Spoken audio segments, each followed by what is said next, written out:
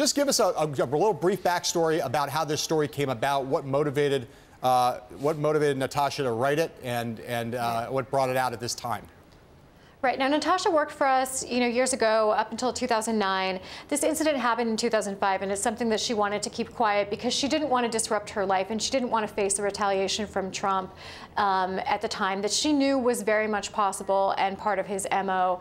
And once she saw Anderson Cooper, asking him at the debate whether he had ever actually acted on the things he said on that Access Hollywood tape about groping women, about forcibly kissing them, and he said no, she felt a moral obligation to come forward and to tell the story and to say, no, he's lying and that is not true.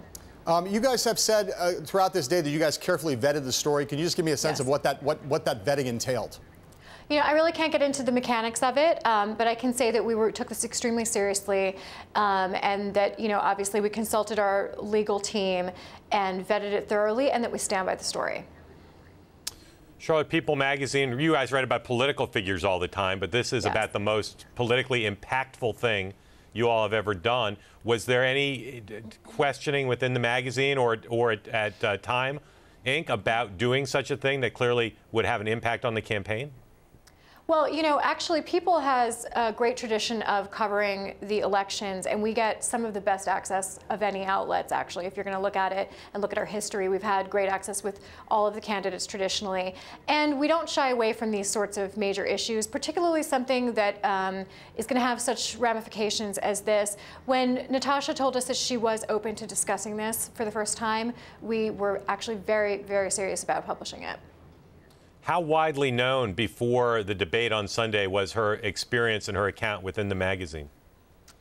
When Natasha came back from Mar-a-Lago back in 2005, she told her closest friend and confidant and colleague here at the magazine what had happened, but she didn't take it up the chain. So this is not something that had ever made its way to upper management.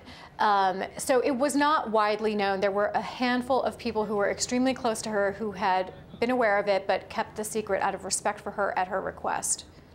Charlotte, I want to ask you about two things Donald Trump said today in his speech this afternoon related to your story. The first is he said, the very witness identified by the author said the story is totally false.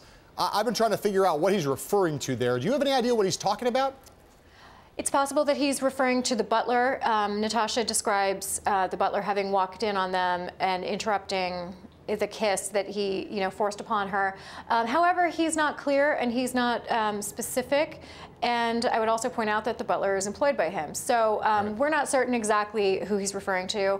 It could also be the masseuse that had witnessed, told Natasha that Donald Trump had been waiting for her at her massage appointment.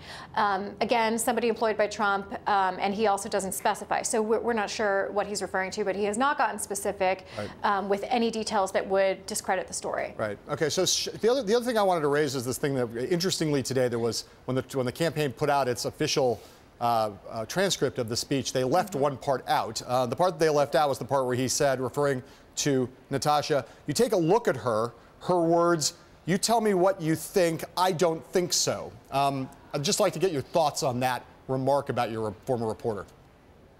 Well, obviously, as we, heard that, we were all disgusted by that remark. And, it's secondary. It really, honestly, his opinion of anybody's physical appearance is secondary to the issue and doesn't matter.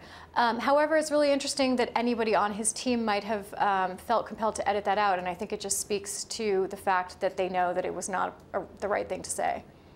Charlotte, Triggs, since you published your story, have you heard from any other women with new accounts of alleged behavior by Donald Trump?